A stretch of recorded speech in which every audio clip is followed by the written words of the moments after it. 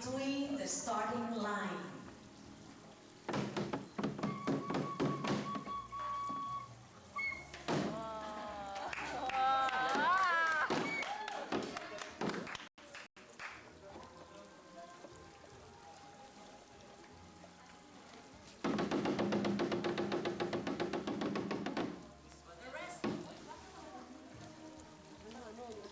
The wrestlers go through a ritual of rinsing their mouths with chikaramisu, or a power water, and then wipe their mouths and underarms with chikaragami, or a power paper, and toss salt into the ring.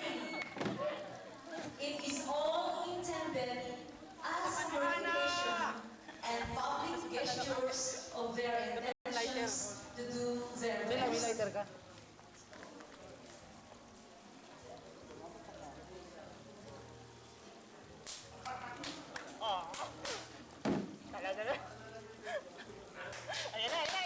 After flinging a handful of salt into the air and giving their belt a good whack, the sumos will squat face to face, knowing in Japanese as Shikini Haru at the starting lines, while they size each other up and attempt to get the physiological advantage.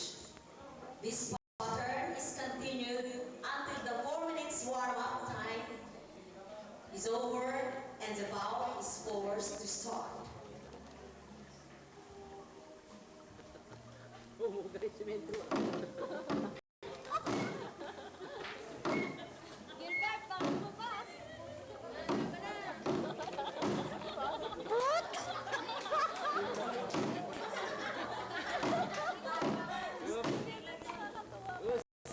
The bout starts when the wrestlers charge each other, following the moment when both dig their fist into the doyo.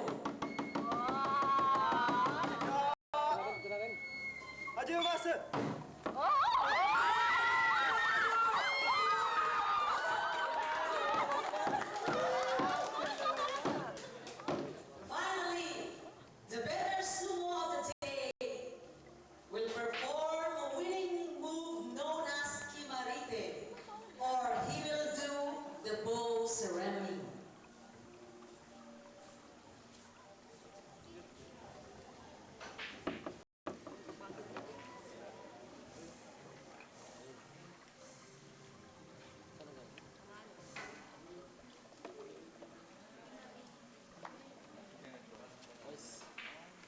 Sige!